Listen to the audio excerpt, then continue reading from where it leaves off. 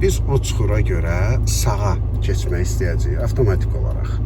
Amma o çuxura görə tələsib kör-körənə sağa dönmüş olsaq, böyrümüzü bu avtomobilə vurmaq ehtimalımız var.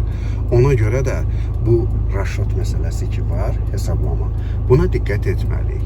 İndi əyləci burax, tut sükanı. İndi biz çalaya düşməmək istəyirik. Ancaq indidən sükanı sağa çevirsək, böyrümüzü vuracaq. Düzdür? Məsafəmiz azdır, düzdürmü? Avtomobilimizin yarısı çatdı. İndi sükanı çevirə bilərik sağa. İndi sola. Çevir. Yəni, nə çalaya düşdük, düzdür? Nə avtomobilə toxunduq. Ancaq burada məsələ ondan ibarətdir ki, nəyi nəyə qurban verdiyimizi gərək bilək. Əgər biz çalanı rəhbər tutsaq, çaladan qaçıb kör-körənə sağa sola eləsək, sağda solda dayanmış avtomobilə, motosikla dəyə bilərik.